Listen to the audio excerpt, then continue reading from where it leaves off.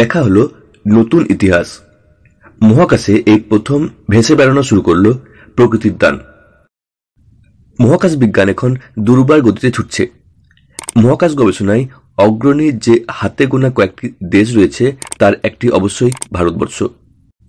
এশিয়ার আরও যে দুটি দেশ মহাকাশ বিজ্ঞানে এগিয়ে রয়েছে সে দুটি হল চীন ও জাপান। মহাকাশে ভারতের ইসরো একের পর এক রেকর্ড করেছে, ইতিহাস লিখেছে। এবার সেই ইতিহাস গড়ার তালিকায় জাপানও একটি অধ্যায় যোগ করল। মহাকাশে কাঠের তৈরি কৃত্রিম উপগ্রহ স্থাপন করে দেখালো জাপান।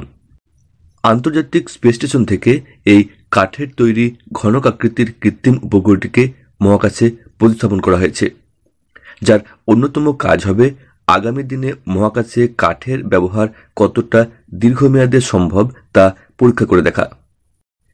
এর আগেই মহাকাশে 3 ধরনের কাঠ ভাসিয়ে রেখে পরীক্ষা করা হয়েছিল, যাতে এটা বোঝা যায় যে কোন কাঠটি মহাকাশে টিকে থাকতে পারে। অবশেষে হোনোকি ম্যাগনোলিয়া কাঠটি বেছে নেওয়া হয়। তারপর সেটি দিয়ে তৈরি হয় এই কাঠের ঘনকাকৃতির কৃত্রিম উপগ্রহটি। জাপানের নিজস্ব পদ্ধতি ব্যবহার করে তা 4 ধার থেকে জুড়ে দেওয়া হয়। ধার ধরে অবশ্য ধাতব প্যানেল রয়েছে, তবে উপগ্রহের শরীরটা পুরোটাই কাঠের।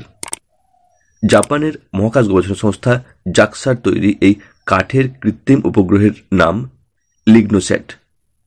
এটাই প্রথম কাঠের কৃত্রিম উপগ্রহ যা মহাকাশে প্রতিস্থাপিত করা হয়।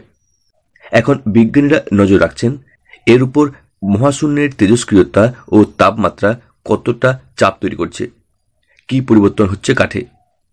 তার আদৌ কোনো পরিবর্তন হচ্ছে কিনা তার উপর নির্ভর করছে আগামী দিনে মহাকাশে কাঠের কৃত্রিম উপগ্রহ পাঠানো কতটা গতি পাবে তার ভবিষ্যৎ।